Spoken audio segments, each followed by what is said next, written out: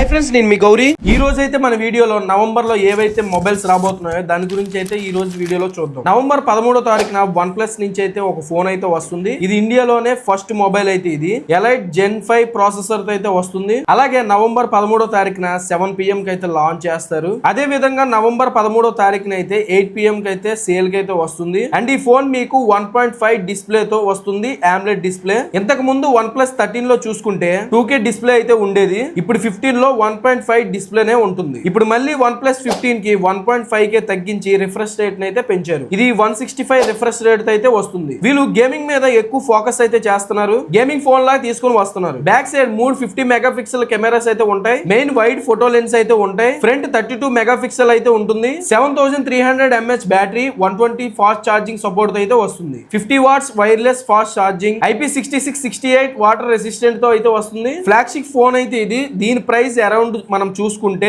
65,000 దగ్గరలో అయితే పెట్టొచ్చు. చూద్దాం మరి ఎంత ప్రైస్ లో తీసుకొని వస్తారో ఈ నవంబర్ 13th. నెక్స్ట్ మొబైల్ మనం చూసుకుంటే Oppo X9 and X9 Pro. ఈ ఫోన్ వచ్చేసరికి నవంబర్ 18th కి అయితే వస్తుంది. వీటికి కాంపిటేటర్ గా వచ్చేసరికి Vivo X300 అయితే వస్తున్నారు. కానీ ఈ X300 వచ్చేసరికి డిసెంబర్ లోకి అయితే వెళ్ళిపోయింది. ఫస్ట్ ఇవైతే వస్తున్నాయి Oppo నుంచి X9 అండ్ ఈ ఫోన్ లో టెలి కన్వర్టర్ లెన్స్ కూడా వస్తున్నాయి. దీనికి ఫస్ట్ టైం మనం ఫైండ్ X9 సిరీస్ లో అయితే చూస్తున్నాం. ఇంతకు ముందు అయితే లేవు. ఈ 2 ఫోన్స్ అయితే నవంబర్ 18th అయితే లాంచ్ చేస్తున్నారు. దీనిలో ప్రాసెసర్ వచ్చేసరికి MediaTek ప్రాసెసర్ అయితే ఉండేవి. అలాగే వివోలో MediaTek ప్రాసెసర్ కూడా ఉన్నాయి.